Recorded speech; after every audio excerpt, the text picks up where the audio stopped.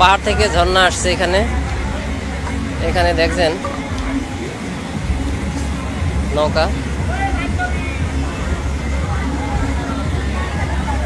পেঙ্গুইনের ছবি আছে। সে কৃত্রিম পাহাড় থেকে ঝর্ণা এসে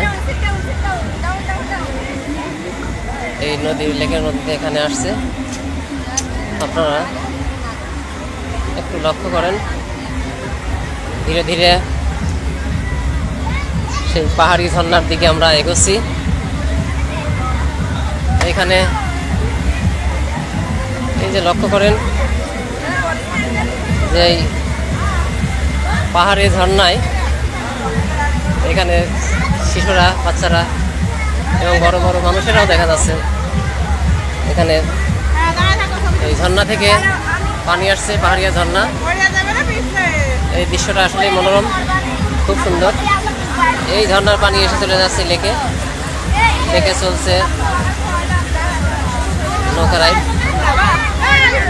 এখানে লক্ষ্য করেন এই পাহাড়ের এই পানি ছোঁয়ার চেষ্টা করছে অনেকেই।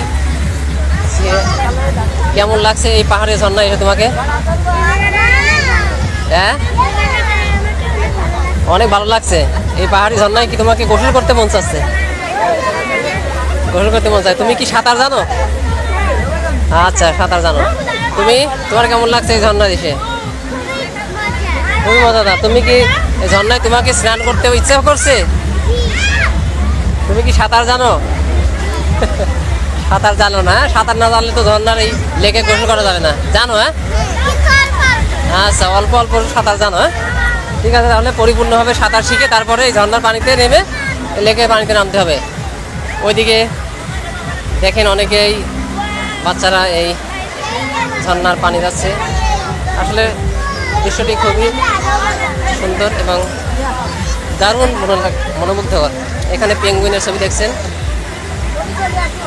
পেঙ্গুইনের সাথে বাচ্চারাও দেখেন খেলা করছে।